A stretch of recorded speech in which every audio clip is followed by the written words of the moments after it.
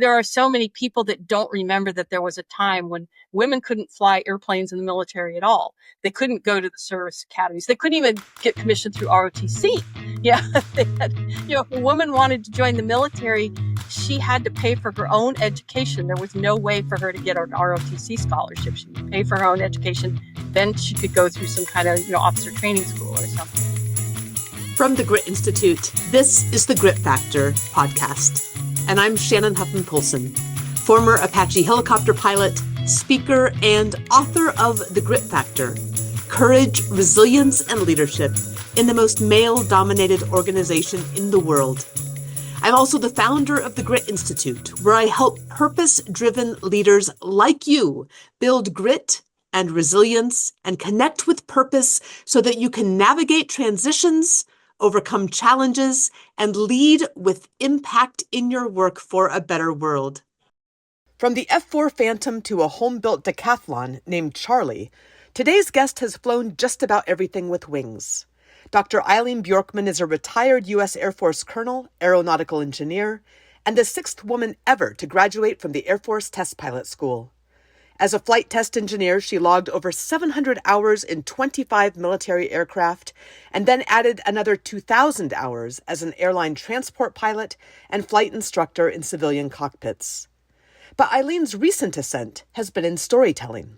Her book, Fly Girls Revolt, uncovers the women aviators who battled bureaucracy, chauvinism, and even friendly fire from their own ranks to win the 1993 decision that opened combat cockpits to women. She's also the author of The Propeller Under the Bed, a family memoir of home-built aviation, and Unforgotten in the Gulf of Tonkin, chronicling America's promise to bring every airman home. In this flight plan, we're going to climb through what it felt like to be the only woman on a 1980s flight test ramp and how that shaped her leadership. The engineering mindset behind risk management when the stakes are supersonic. And why recovering forgotten aviation stories isn't just nostalgia, but fuel for the next generation of STEM trailblazers. I'm personally incredibly grateful for Eileen's work, which allowed me to fly the Apache helicopter. Buckle up. Colonel Bjorkman is taking us straight to the edge of the flight envelope and back. Let's take off. Well, thank you so much for being here. It's great to see you. Not quite in person, but at least to see you on the screen. Yes, thanks. Thanks for having me on. So yeah. Maybe you could start with your parents, since you grew up as the child of 2 pilots, and one of them had a propeller under the bed.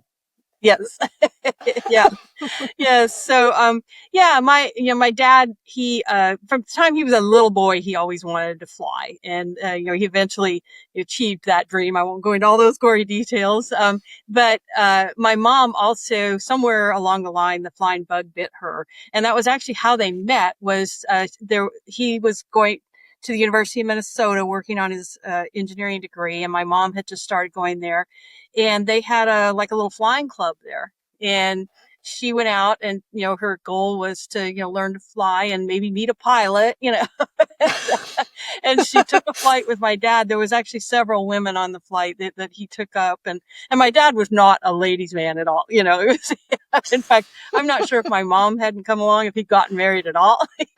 So, but she kind of latched on to him, and they wound up getting married. She did get her license. He taught her to fly, and she got her license. But it was the 1950s. He had joined the Air Force by then, and they were living down in Texas, and kids were on the way. I was kid number 2, and I think once that all happened, the realities of, moving around with my dad everywhere and, having kids in those days, it just was too much. And my mom she didn't really ever use her license, after that. I mean, every once in a while, we always had a family airplane, every once in a while she'd be up front, and fly, and she'd fly a little bit, but my dad was really, he did probably 99% of the flying in the family. And I don't remember ever flying with my mom, by herself. Anytime she flew, she was with my dad, once she got her license. So, Okay. But yeah, it was definitely this flying family. And my dad, when we were stationed at Eglin Air Force Base, he was planning to build an airplane. And we can get into more of that later if you want, as we talk about one of the books. So, but and and he had an opportunity to buy a used engine and a propeller. And so he bought those thinking, oh, I might be able to, he wasn't really wanting the engine, but they came together and he thought, oh, I could use this propeller, on the airplane. And there was no place. I mean, we lived in a fairly small house. There was no place to store the propeller. And so it went under the bed in my parents' bedroom. And of course we moved all over the country still, a bunch more moves. And the propeller kept just going back under the bed wherever my parents were living. And my mom, Oh, at one point, my mom started to say, if he ever builds that airplane, I'm going to write a book named The Propeller Under the Bed. And so that's where the title of that book came from. So, oh, that's but fantastic. And the airplane had a name, I believe. Charlie. Yes. Yeah. Charlie. Yeah. The Yes, family yes. airplane. Yes. Yeah. I don't know if there were several family airplanes. That was the one that came along when my youngest sister was born. We needed a bigger airplane. So my dad bought a Bonanza, and the call sign, the tail number was 5125 Charlie. And us girls just started calling the airplane Charlie. And so Charlie was a boy. Yeah.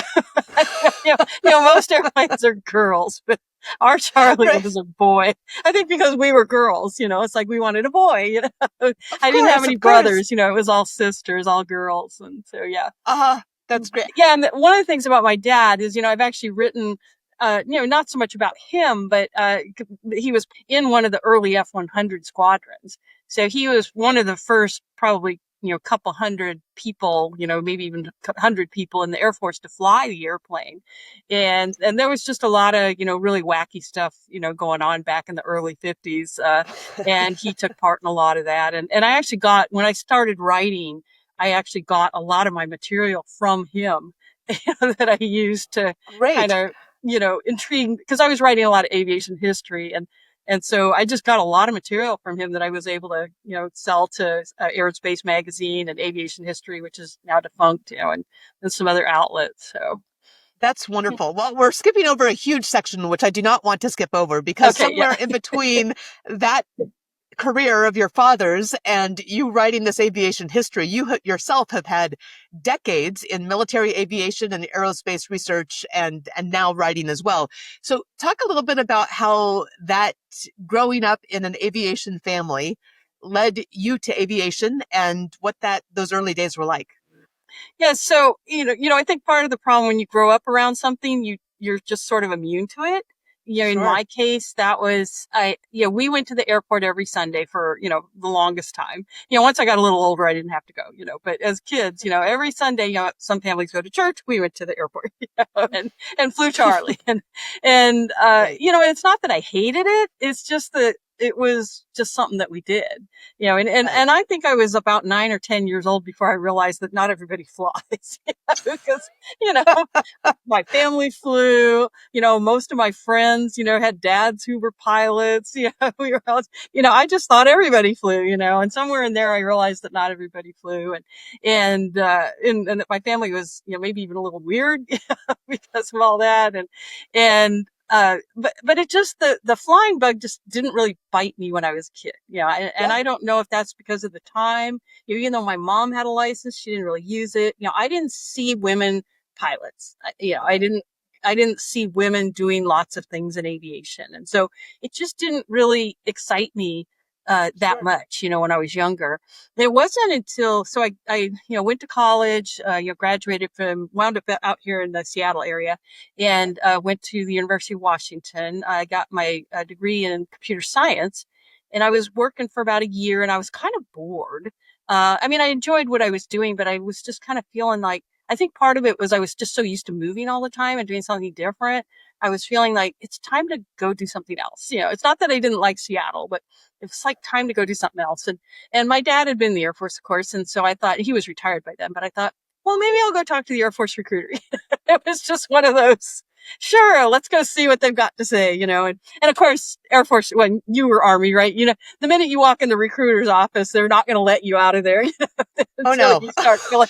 Yeah. So immediately I started filling out all this paperwork. Next thing I knew, I was taking tests and everything. And then all of a sudden it's like, okay, you're going to go to officer training school.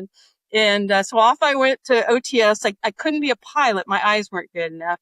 And so I was going to come in actually as an engineer. They were short on engineers. So they were going to send me back to school to get a second bachelor's degree in aero engineering.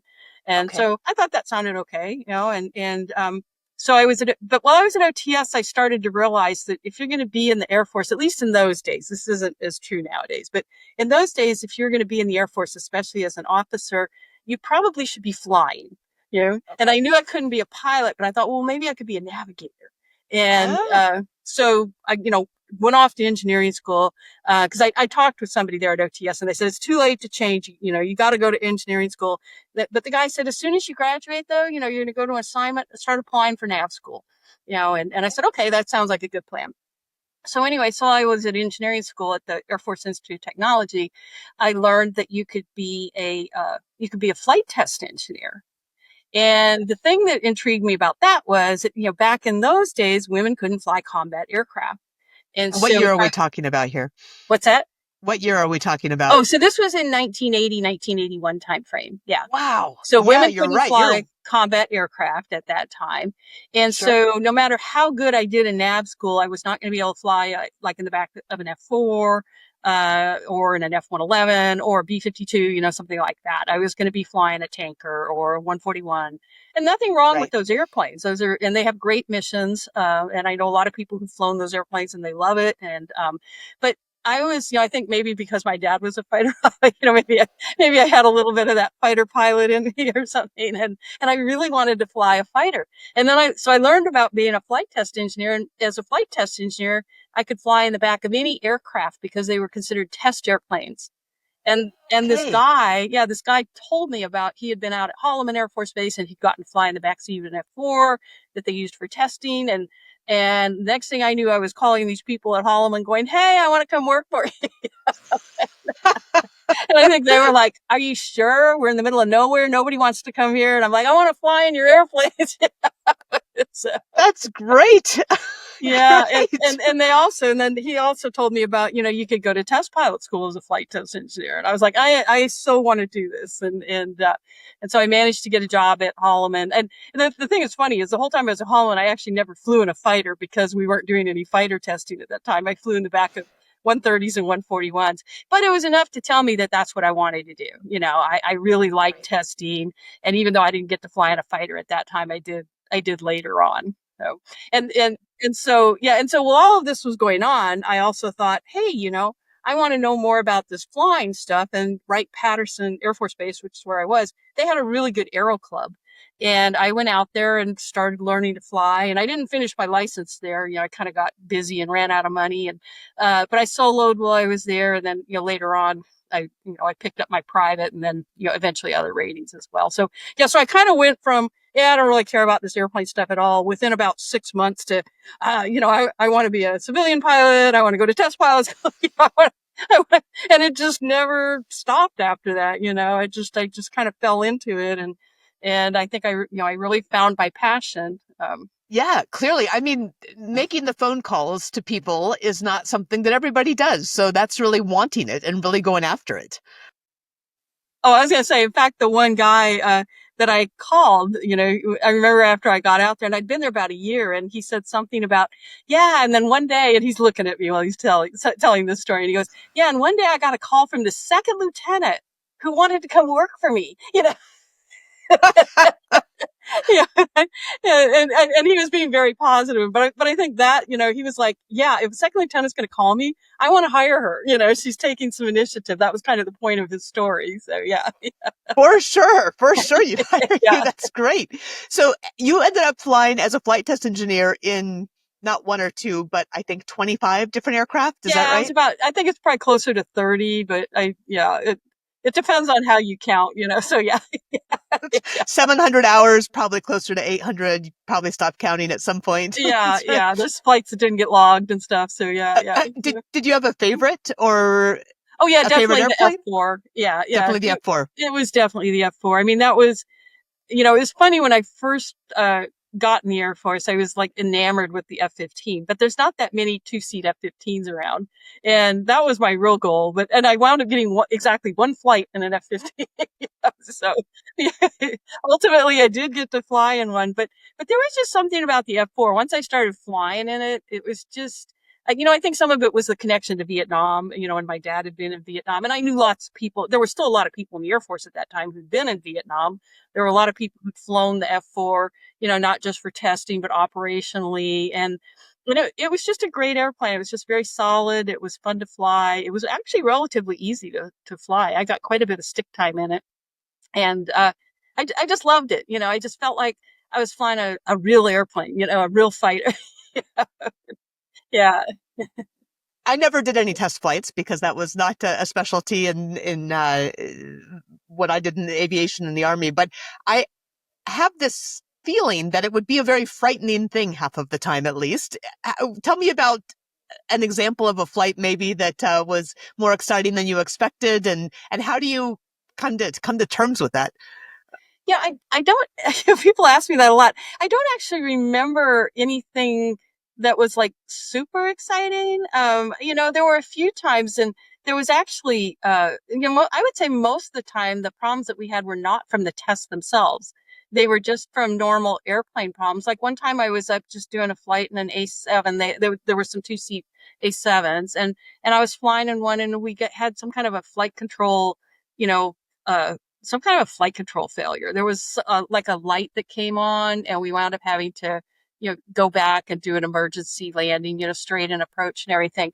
But, that was not a test, it wasn't connected to the test. It was the airplane. And I don't remember being like super worried. The pilot I was flying with knew what he was doing, and the plane was flying fine. It was almost more, we had to declare an emergency, but it was more a precaution. And that's pretty much how all the times I was flying, we had multiple emergencies, I remember, but I don't ever remember being scared, or thinking thinking that I might have to jump out of the airplane or anything. I do remember the very first time I was on a C-130 and we lost an engine. And I can't remember if the engine actually failed or if they had to shut it down. But I remember, flying back to the base, and I do remember that was like when I only had a few hours. And I do remember thinking, is this going to be okay? Is this a bad thing? And then of course, losing one engine on a 4-engine airplane is not that big of a deal. Fair enough. but it's kind of like losing an engine on a V-52, it's like, yeah, the dreaded 7-engine approach. But I didn't know that, and I do remember being a little bit nervous about that, it's like, but then once we got on the ground, I was like, and it just seemed like a normal landing to me, right? Because, it's really not that big of a deal. So I just don't remember anything. The scariest thing I ever remember, actually, I was not in the airplane. I was in a control room. Okay. And, it was an early flight of the C-17, and the C-17 is a digital fly-by-wire control system, but it has a manual backup.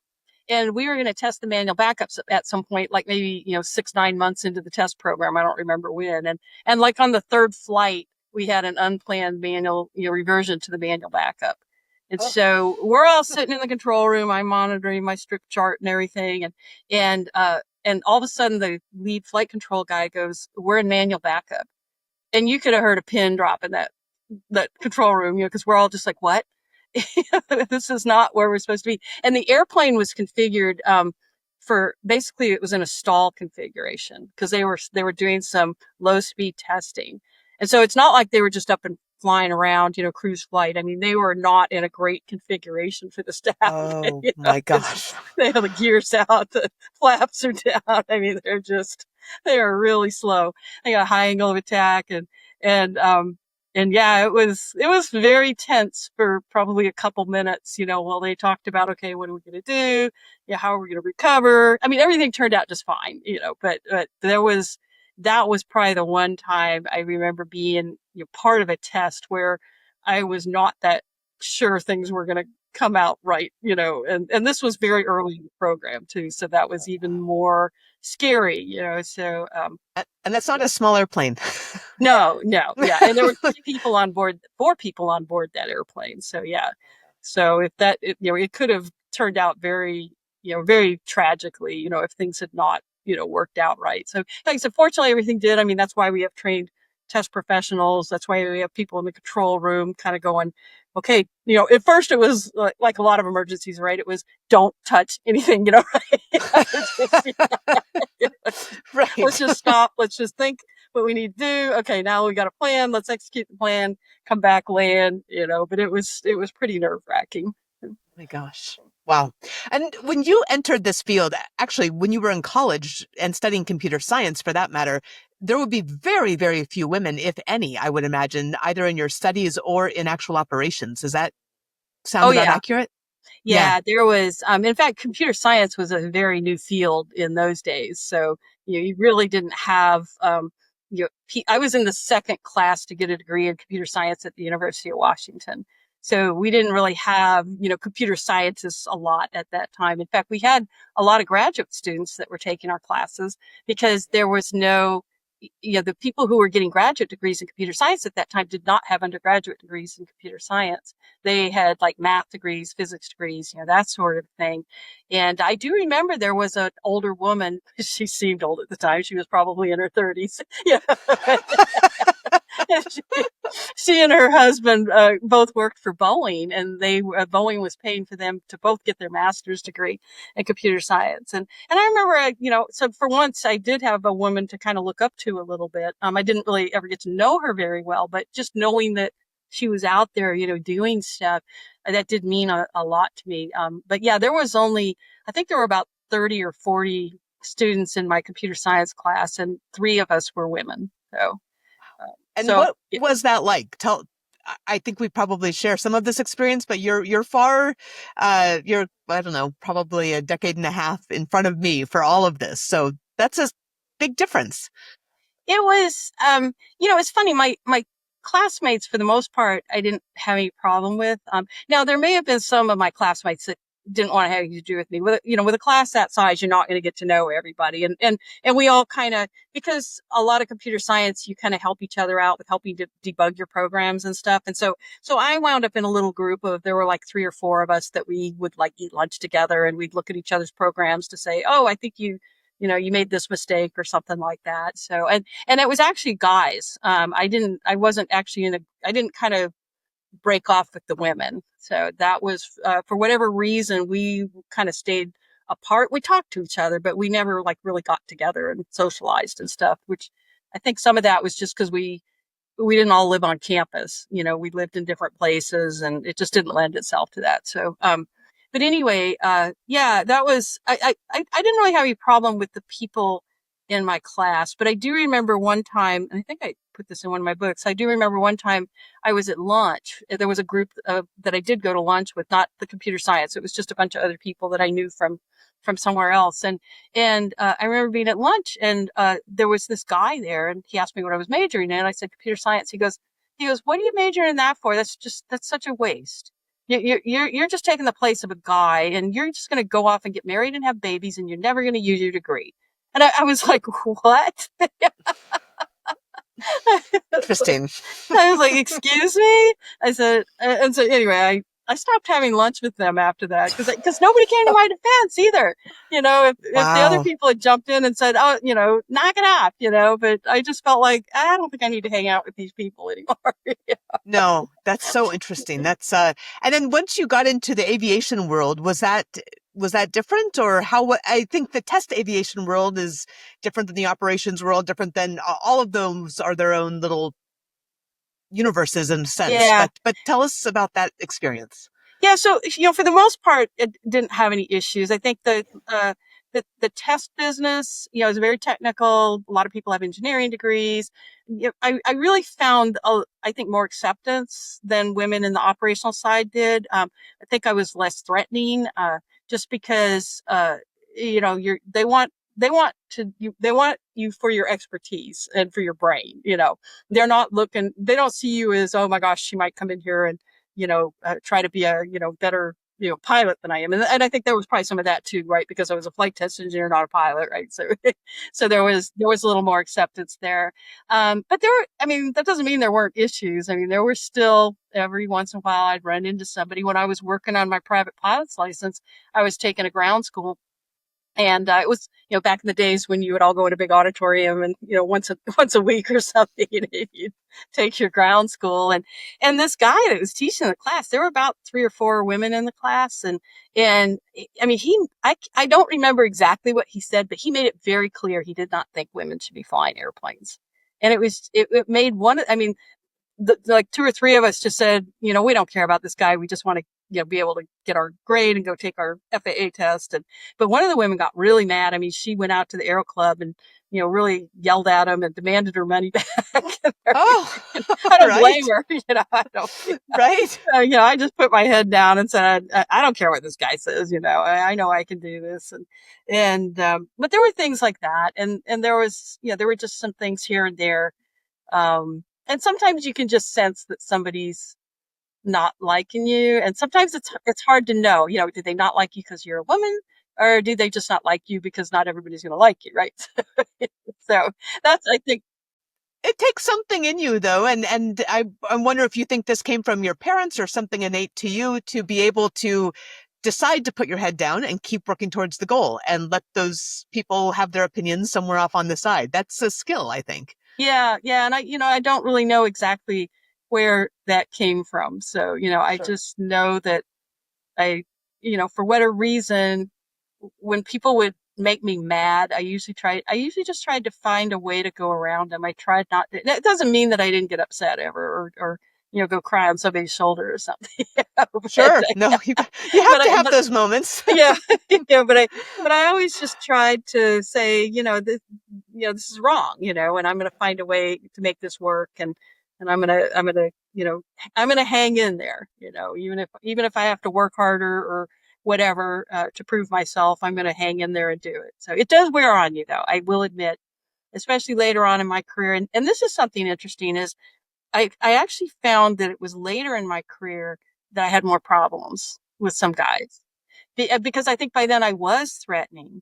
When you're a lieutenant or a captain, you don't threaten anybody. You're just a dumb lieutenant or maybe a not quite so dumb captain, But Well, when I you're have to say, you've made a name for yourself. I mean, you are known to be extraordinarily proficient, and you've been around the block more than once. And again, you've 25, 30, who knows how many aircraft and how many hundreds and hundreds of test hours. So I imagine that there are people who would be threatened by that if yeah, they were insecure in their own abilities.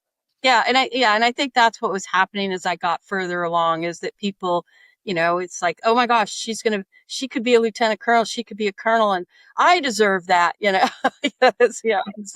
And so now all of a sudden they don't like you anymore. Now, is that because I'm a woman? Because there are some people because I had that, said to me at times in my career, it's like, oh, well, you had an advantage because you were a woman, or it didn't hurt because you were a woman. It's just like, I don't think so. I always go back and look at my grades and my scores and my packages, and I think I was competitive just because of what I did. I don't think anybody gave me anything because I was a woman. In fact, perhaps the opposite in some Right, cases, right? exactly. That's Right, right. right. So, yeah. Well, so you, over the course of this, again, I mean, it's over 40 years that you've spent in aviation, I think, right? Yeah, Aerospace at and this point, aerospace yeah. engineering. Yeah. You've led lots of teams from across many different specialties. What do you think has been consistent in terms of leadership across the different specialties and the different requirements and the different missions in this decades-long career? I think leading people is pretty much the same no matter what you're doing. I mean, obviously it's not identical. Leading a group of, very, high end technical people that have a lot of experience is very different from leading a group of people where you have, say, a lot of younger people that are Yes. maybe just getting started in their careers. And so, but I've found that, the biggest thing is most people just want you to listen to them. That's, yeah, with the Excellent. older people, you can kind of just say, here's what I want you to do, go do it. And if you have any problems, let me know. The younger people, you might have to, you know, have them, okay, now come in once a week and tell me what you're doing. Let's review where you are just to see if you're having any problems, that kind of thing. Not micromanaging, but just, making sure Sure. that they're staying on track kind of thing. But, I think most of it is just communication. Like I said, letting people know that you care about them. And if they've got a problem, and being approachable. Yes. So that if there is a problem, that they'll come talk to you. Now, that hasn't always worked. I'm not trying to imply that I haven't ever had a personality conflict with somebody or something. Of course, of course. It's going to happen, right? No matter That's what part you of do. leadership too. Yeah, but I've just always found that taking that approach, that's more. I'm a more collaborative leader. And I've just always found that taking that approach, getting everybody's input, going around, respecting everybody's input. And then when you make a decision, everybody's like, okay, yeah, I had my chance, we're all going to go do it. And I've been surprised at how well that has worked over the years. I mean, there was one time there was a guy that we totally were not doing what he wanted to do. And I do remember at one point I went to him and I said, this little project that you were interested in doing, maybe we could still find some way to, to work on that a little bit. And he goes, no, it's okay. The group doesn't want to do that. I'm good.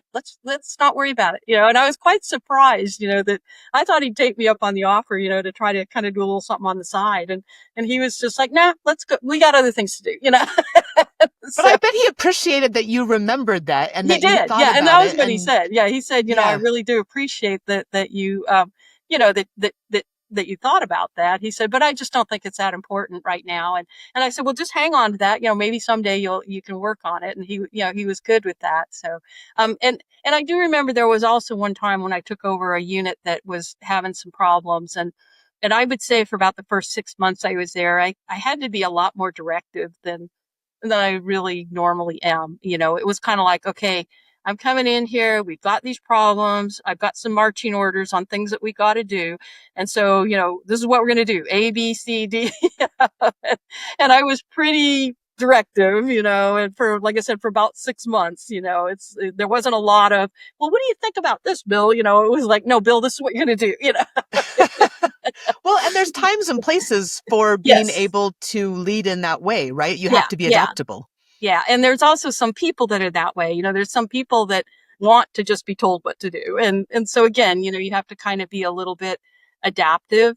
So, stick to yourself. I think, that was what I always try to do is remember my preference is collaborative, but if that's not working, I'm happy to be more direct. In fact, I've told people, I've said this in meetings before. It's like, I want y'all to help me solve this problem. And if you're not going to help me figure it out, then I'm just going to do something and you may not like the answer. And that That's often great. gets people, going, oh, okay, well, here, how about this, So, I like that, Eileen. I'm going to have to borrow that sometime. Yeah. That's great. Yeah.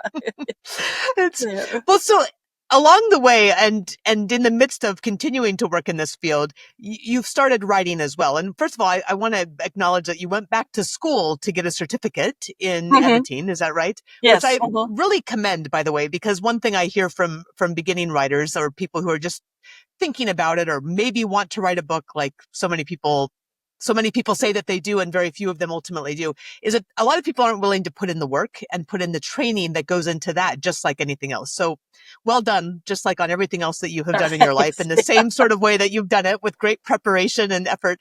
But one of the books that you wrote is The Fly Girls Revolt. And you're talking about the women who broke barriers to fly in combat. Tell me some of your favorite parts of that story, what inspired you to write those stories, and why are they particularly important today?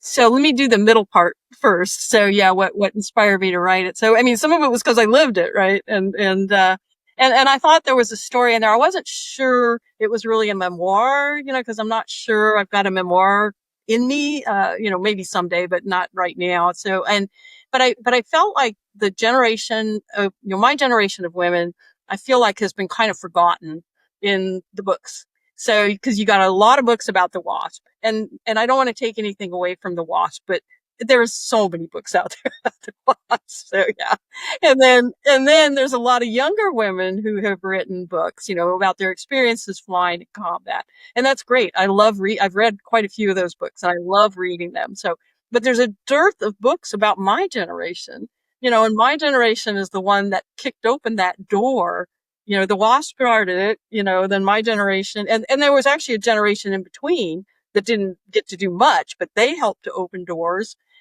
in terms of, making things better for women in the military. Then my generation comes along, actually gets those doors kicked open.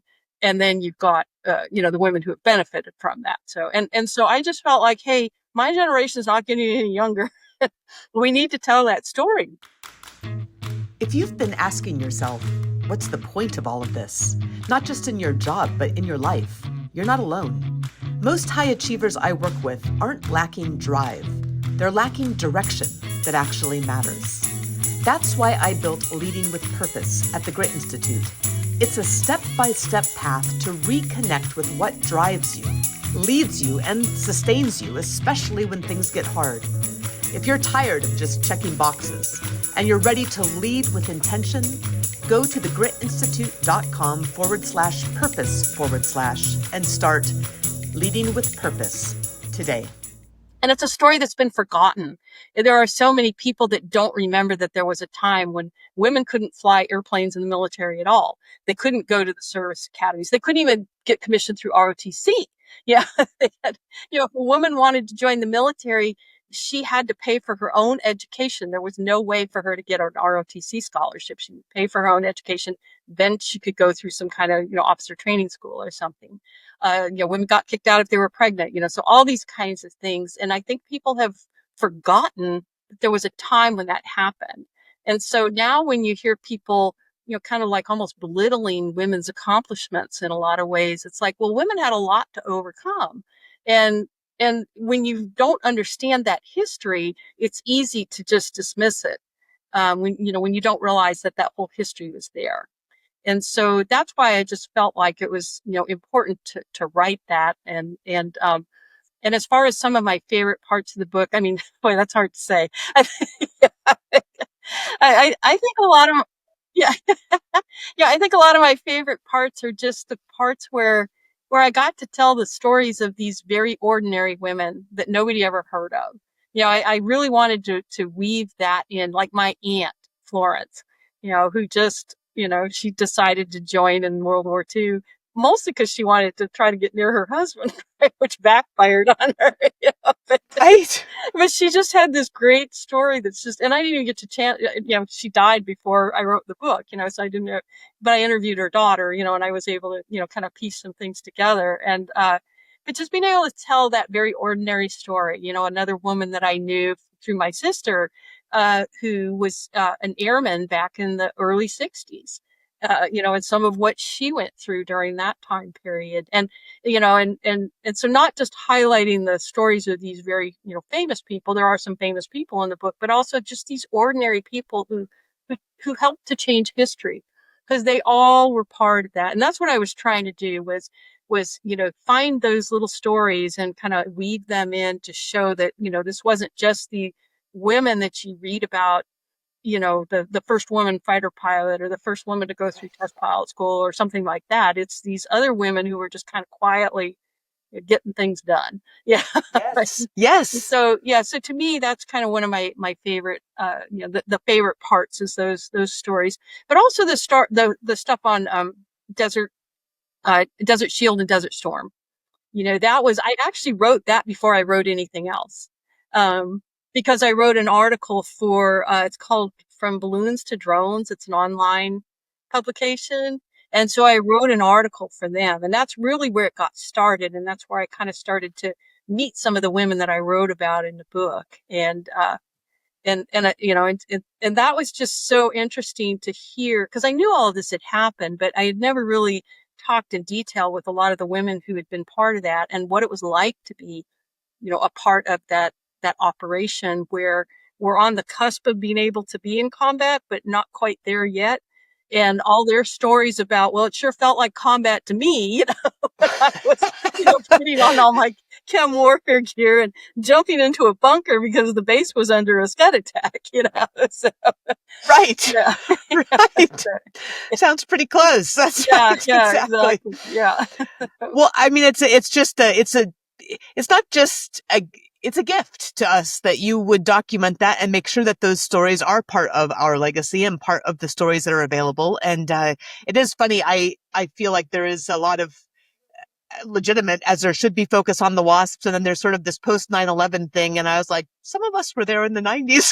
Yeah, exactly. Yeah, or there's the this 80s, whole like you, right? And right. Yeah, there's this whole history there, and like I said, I wanted to make sure I had that one chapter that I devoted to kind of the 50s to the 70s, if you will, because there was not much happening then, but there was still, I mean, if women had tried to go to pilot training in 1973, 1974, without all the stuff that had happened in the 50s and 60s to get women, get women further along in terms of the rights and, and all that kind of stuff, I think that things could have been a lot different, for us that came in the 70s and early 80s, time frame, if all those things hadn't happened, if women were still getting kicked out because they got pregnant, and some of these kinds of things, I think things could have been they weren't great, but they could have been a lot worse.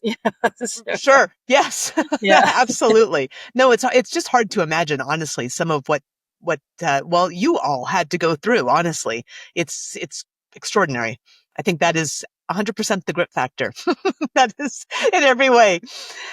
Another book that you wrote was focusing on the Gulf of Tonkin, Unforgotten in the Gulf of Tonkin. Yeah. And talk a little bit about what led you to that. So that was that was an interesting story. I was actually writing an article about the F-8 for Air and Space Magazine, and which is a Navy airplane, this was one of those things they actually asked me to write the article, instead of the other way around. Because when they first, sent me the email saying, "Hey, would you be interested in writing this article?" And I'm like, "The F-8, is that a Navy plane?" So I'm going and Googling. I had this vague idea of what an F-8 was. Like, sure, I can do that, so anyway, and during the course of writing that article, I tripped over a video of a guy. It wasn't a video of him ejecting, but it was a video story about he ejected over the Gulf of Tonkin. He was hit over North Vietnam. There was cloud cover. He didn't know if he was actually, when he ejected, if he was actually out over the Gulf of Tonkin or if he was still over the land. And he had a rather wild rescue. And the rescue was recorded on the video, like not the video, the radio transmissions were recorded on an audio tape, because one of the ships that was monitoring the mission, when they realized that that there was going to be a rescue going on, they started a tape recording. And so anyway, it turned out that he wound up, when this guy got picked up out of the Gulf, he wound up being taken back to this ship that did the recording. And he stayed there, I think, overnight. And then when he left the next day, they gave him a copy of the tape. And he just threw it in a drawer, and it didn't even think about it for, many, many decades. And then finally, pulled it back out. And anyway, it was a pretty wild story. And so at first I was just going to write an article about it, but it kept getting longer and longer because I didn't want to write just about him. I wanted to write about people who rescued him. And there was all these ships and airplanes. It was just, it got to be this much bigger story, and then it started getting back into, well, how did those ships get there? How did those, helicopters get there? And, what were the helicopters doing in Vietnam? And then that started going back to Korea and World War II. And pretty soon it just became it became a book. So, yeah. So I didn't actually start out to write a book. It just kept expanding until it became one. So, yeah. But you've loved writing. I mean, you've written prolifically. On your website, people can find your books, which also we'll have them linked in the show notes, are available in other places where books are sold as well, but also just a lot of articles on aviation history and the work that you do. One of the things I love is at the top of your website, it says, I tell veteran stories. Oh, yeah. And I love that. And one of the things that I wonder is, over this many decades career of your passion, of living your passion and working your passion and leading in this field that is a new thing for women, but also is a fascinating field that's continuing to grow and evolve. How do you think about purpose in your life and in your work? And how has that evolved over these decades of your career? I think a lot of it is, coming down to telling those stories and preserving those stories. Because a lot of the stories I tell are either stories that have been forgotten or they've never really been told.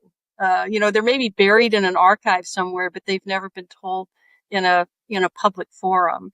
And there's a lot of things that we just take for granted nowadays. And when you go back and you look at some of this stuff, you realize that it's, everything is, we talk about nothing is ever really new, maybe the technology gets better so that we can do things better, but a lot of the ideas and the things that we do today have been around for a long, long time. And people were doing stuff back in the 50s and 40s. And those are the kinds of stories that I try to unearth, is those things that have been kind of forgotten, things that are unusual. And for me, one of the big things is the reaction I get from a lot of veterans when I talk to them and I interview them. Because a lot of times we wind up. I always try to tell people, oh, it won't take that long. Only take like 20, 30 minutes of your time, and all of a sudden we're talking for an hour. Yes. Yeah. It's very common, that we just, and when I get done, I always thank them, and say, thank you for your time. I really appreciate it. And I'm always surprised at the number of them that will say something like, oh, no, thank you. This has been so great talking with you, being able to tell my story. And they'll say something like, some people are around lots of retirees and stuff, but a lot of them aren't. A lot of them, did a few years in the military. They went back to their hometown, and they're the only military person around. And they'll say, I just don't have anybody to talk to about this. And it was just great talking with somebody that, was in the military yourself, and you get this, and you just, and I mean, people that I wouldn't expect. I've had airline pilots say that to me. It's like, yeah, I never fly with anybody that appreciates this. And I just love being able to talk with you. And I think that says something about our culture, that, we have all these veterans out there that have these great stories and they can't tell them to anybody. And we need to find a way to let them talk and tell their stories. Cause I'll tell you, some of the best times I have is when I'm talking to people about their stories. And then B is, like when I am, say, at a party or something, and, the old club days and everything, and everybody's telling their stories. And after a few beers, the stories get wilder and wilder. You get to the, it only has to be 10% true, that kind of thing. That's right. But if you've never been in the military, you don't get that, right? You go, what are you talking about? But I just think we need more forums to allow people to be able to express that and to be able to remember those things. And I don't know exactly how to do that. I don't know if we just need more veterans forums or just maybe more education of the public so that they can talk to somebody and say, tell me your story, and just learn more about what the military does. And because for a lot of people, the military is some of the best days of their lives, right? They remember that camaraderie, and they miss that when they leave. And yes, it's a hard transition for a lot of people. And that actually goes to another question. It may have been, when you transitioned from the military into civilian work, were you doing similar work at that time? Yes. So it was a relatively it was pretty easier painless. transition. Yeah, for me, the big difference was I went from being, walking in the room with colonels on, eagles on my shoulder, where everybody's instantly, oh, she's a colonel, we better listen to her, to being a senior civilian. Everybody just kind of looks at her, who's she? Well, they soon found out, Eileen. And I bet they stood up and paid attention. Yeah, but that was probably the hardest thing, was not having that instant credibility when you walk in the room. So, Right. Yeah. But I love the idea of a sense of purpose developing, understanding your own story in the context of history, and knowing how important our shared individual and shared histories are, right? And the legacy that ultimately is to hand down. Yeah. Mm-hmm. Yeah. You said it very well. Yes. Okay. I don't want to put words in your mouth, but it's right. It's good. Over the course of your career, you would have seen a lot of the evolution of women in aviation, both living it yourself and then also continuing on in the test community beyond that and continuing to see that evolve. What have you noticed as the years have gone on? How have things changed? Do you think that they're turning for the better, or is it continuing to be a challenging environment for women in aviation? Yeah, I'd say a little of both. I see that things are better. I mean, it used to be, if a woman got pregnant, she was instantly grounded. And they've gotten a lot better about that, about letting women even fly ejection seat aircraft, for a while. So I think it's becoming easier, not easy, but easier for women to, have be a both military and civilian aviator and, have a family at the same time. It's still not great. I really think that we are still way behind on childcare in this country. If you look back in World War II, when a lot of women came into the workforce, um, to the factories and stuff, and a lot of those women, they were young women. A lot of them had kids. They had little kids, because they were young women. And the factories didn't just say, well, that's your problem. They said, well, let's build a daycare center, And so these women would literally bring their kids and drop them off the daycare. And I don't think they even had to pay for it. I think the factories just realized that if we want these women to come work here, we got to take care of their kids while they're working. And then that all went away at the end of the war. And you kind of go, what happened? Why didn't we keep some of that stuff going to make it easier, not just for women, but for men, and that's one of the things that I try to point out to people, things like maternity leave, paternity leave, being family friendly, those help men too. They probably help women more than they help women, but they help men as well. So I think in those regards, we're getting better, but we still got a ways to go.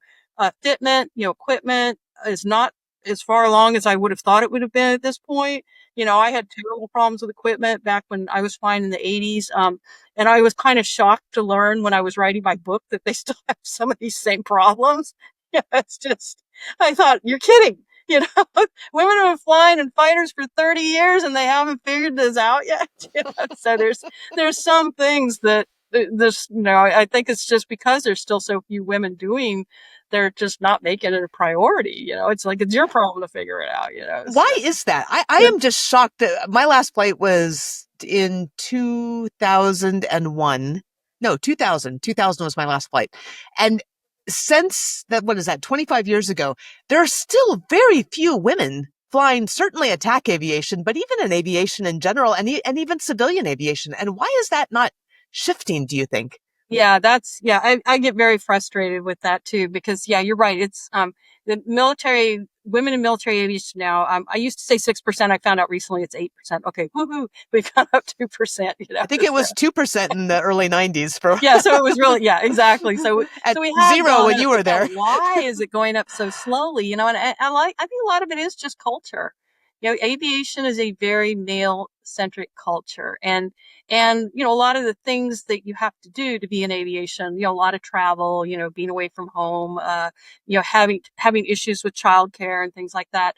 I think that's a turn off. I think young women in a lot of cases just go, I just don't see how I can make that work. And then in other cases, they're just not even introduced to aviation. We find that a lot when we go out and talk with, young girls, is a lot of them just aren't even aware that that's that aviation is a viable career path for them. So I think we're missing a lot. And I think the culture, even when you get in, like I said, it's very male dominated culture. And, and there have been lots of studies that show that women are still treated negatively in a lot of ways in the workforce. Even passengers, they get on the airplane, they're like, oh my gosh, a woman's flying. It's like, are you kidding me? She meets all the same standards as everybody else. I mean, aviation, as you know, is inherently a merit-based system. You do not get your license without doing the same thing that everybody else does. So, and you have to prove yourself again and again and again, right? And so it just, and just a lot of the, like even like the uniforms, like if you look at the women's uniforms, they're, women are not little guys, and yet you see the women wearing these uniforms, because we had the same thing in the military.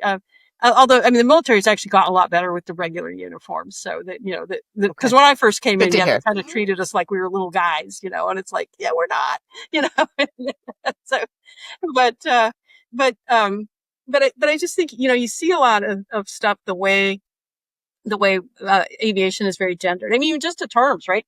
Airman, we actually had a discussion about that in the Air Force a number of years ago.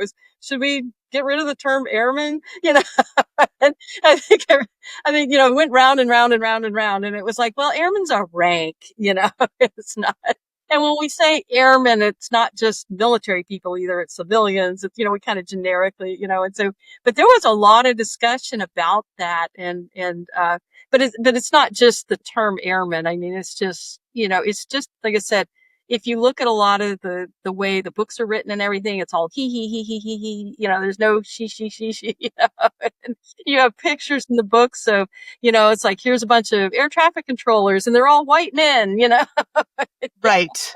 Right. And it Exactly. just doesn't set a good tone, for accepting other people. So yeah. Right. And wanting Yeah. us all, and meaning all people, to be able to and really need to contribute their best selves, right? I think again and again, our world needs every person's best self.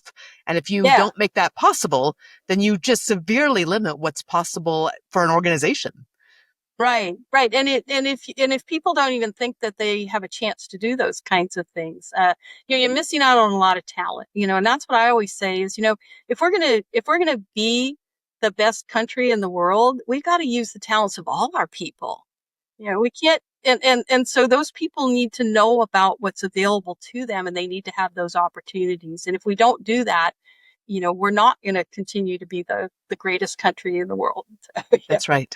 No, absolutely, that's so important. I know that this is something as a concept that evolves for all of us, but how would you today define success?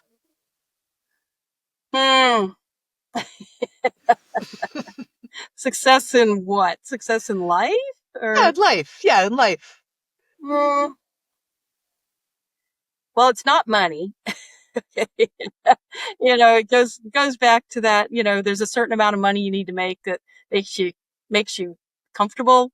And beyond that, you're really more interested in other things. And I've definitely found that to be true. So yeah, I think success is finding your passion and doing your passion. And that doesn't necessarily, it's not necessarily your job, right? I mean, in some cases, you might want to take a job just because it's stable and it pays a decent income and you can pay your bills, but your real passion is something else. And so that's, you have that job that allows you to then do that passion, if you will. Because sometimes the things that we're passionate about are not the things that pay well, right? Um, and so, there's balance there, I think. Sometimes but I think it's all about finding that passion. And my dad always had a sign in his up that he always had a sign that he had in his office that said, if you love what you do, you never have to work a day in your life. And I think that's true, that if you're at work every day and you're not, and you hate it, I'm not saying you have to have a perfect day every day, but if you just absolutely hate your job, no matter how well it pays, it's it's probably time to go find something else to do. And that was always kind of how I felt is, I was lucky that I was always able to be in positions where I was paid a decent amount of money. But for me, that was never the big motivator. For me, it was about doing things that I was passionate about, whether it was, testing or later on in my career, modeling and simulation and doing other things and doing things that would help the warfighter. That was what I was always about, was, delivering the best systems, the best training, the best whatever to that warfighter. Because I wasn't a warfighter myself, but making sure that I was doing everything I could to make sure that they had what they needed when they went downrange. And, and I still feel passionate about that today. I mean, I'm not doing that anymore, but that's, gives me more time to tell their stories then, right? So Right. No, exactly. Well, I mean, that comes back to this. And I think everything comes back around to this concept of how important it is to ultimately find the one or more areas of purpose in your life that really are that guiding star, right? That yeah. Polaris for you. And it Hmm. sounds to me like it's supporting the veteran, supporting the warfighter for you. Yeah, Is yeah, that and that's what I'm really trying to do now is, yeah, don't forget about veterans. Yeah, support the veterans, support the warfighter, and just I try to keep an eye out for, things that are going on in the veterans world that I don't think are fair, and trying to, maybe all I can do is write a email to my, representative, but hey, if I can do anything, to try to move the needle a little bit, I'm gonna do that. So well, Eileen, It's always a wonderful thing to see what it is that you put out into the world. And whether that's on LinkedIn or whether that's through a book or through an article, you continue to move towards that purpose and fulfill that passion. So it really is wonderful to be in your orbit and to be able to see how it is that you're living into that purpose in all parts of your life. Well, thank you. If you have a moment, please make sure that you've subscribed, forward this to a friend, and drop in a review. It makes a big difference to the success of the show and helps others find it.